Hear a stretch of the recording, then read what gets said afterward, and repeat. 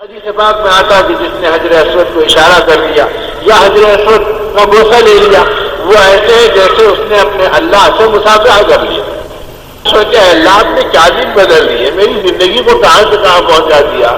دوست سے مصافحہ کرتا تو سرشار ہو جاتا ہے.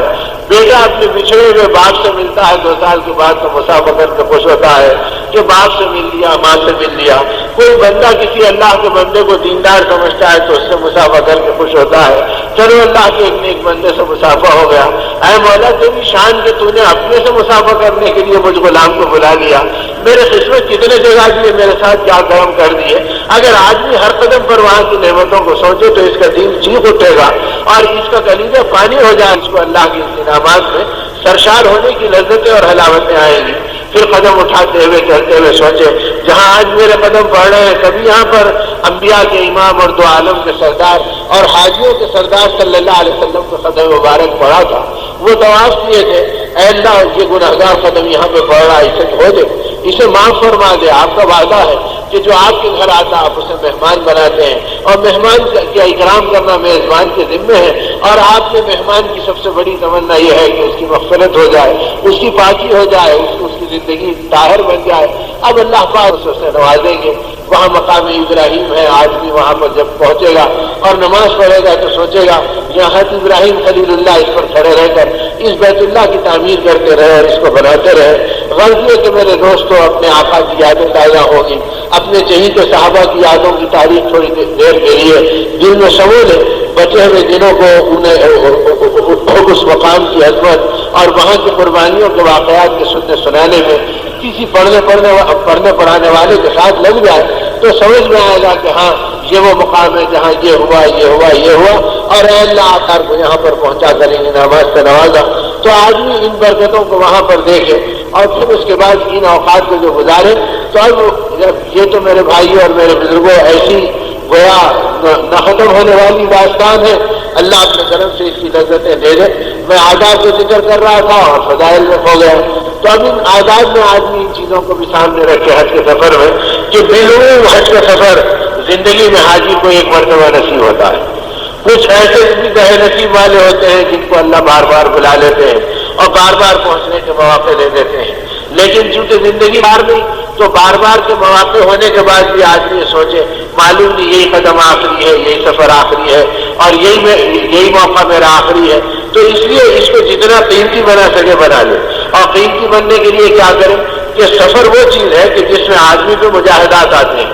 یہ تو یہاں منظر نظر آتے ہیں, حاجی کی گل پوشی ہو گئی, حاجی صاحب سے مسافر ہو گئے, حاجی صاحب کو دیکھ کر لوگ رو پڑے اور حاجی صاحب کو دیکھ کے لوگ تڑپ گئے. لیکن یہ منظر جس دن ہم ٹرین میں یا پلین میں بیٹھتے ہیں اس وقت سے ہماری نوعیت بدل جاتی ہے. اب حاجی صاحب کا حال یہ ہے کہ وہ سیٹ ڈھونڈتے پریشان ہونے والا نہیں ہے, وہ سامان ڈھونڈ رہے ہیں, کوئی ان کا سامان اٹھاتا ہے تو کیا سامان کہاں بڑا بتلانے والا نہیں ہے. اب اس حالت میں جو سفر ہوتا ہے تو بڑا مجاہدہ ہوتا.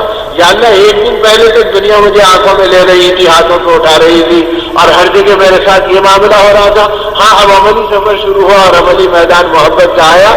اب محبت میں سچے ہیں تو تم کوئی گلہ نہیں کریں گے اور اس راستے کے سفر کا تم کوئی شکوہ نہیں کریں گے اور اس راستے کی مشقت کے اوپر تم کچھ نہیں کہیں گے, بلکہ ہر مشقت کو تم سودائے آخرت سمجھ کر اپنے اعمال نامے میں جمع کریں گے اور اس کی لذتوں کو پائیں گے کہ میں اللہ سے کھایا, میں اللہ کے نام پہ سامان ڈھویا, میں اللہ کے نام پر صرف اپنی سامان نہیں اٹھایا کسی اور حاجی کا بھی اٹھا لیا. اب کمزور حاجیوں کی مدد کرو, بوڑھے حاجیوں کا ہاتھ بٹاؤ, اب پریشان حاجیوں کو حوصلہ دلاؤ, ان کی ضرورتوں میں کام آؤ.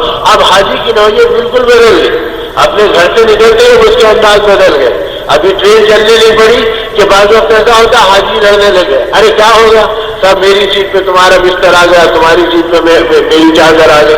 ارے حاجی صاحب ہم نے تو اپنا گھر چھوڑا, اپنی چیزیں چھوڑی, ہم تو آدھے لاکھ کا خرچہ لے کے چلے, اب ایک چادر کے لیے کیا لے, گھنٹے کی بیٹھک کے لیے کیا کر رہے ہیں. لیکن شیطان کیا چاہتا ہے کہ جتنا بڑا عمل ہے اتنا جلدی برباد ہو جائے, تو اس اعمال کو برباد کرنے کے لیے یہ کرتا ہے.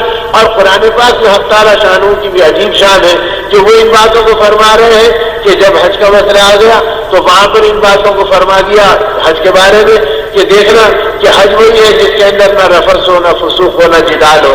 یعنی حج کا عمل وہ ہے کہ جس میں لڑائی ہو, نہ جھگڑا ہو, نہ تکرار ہو, نہ کوئی گالی گلوچ ہو. اب پہلے تو سمجھ میں نہیں آتا تھا یا اللہ حاجی گالی گلوچ کیسے کرے گا؟ یہ اللہ کے گھر جا رہا ہے، یہ تو لبیک پر ہے، یہ گالی گلوچ کیسے کرے گا؟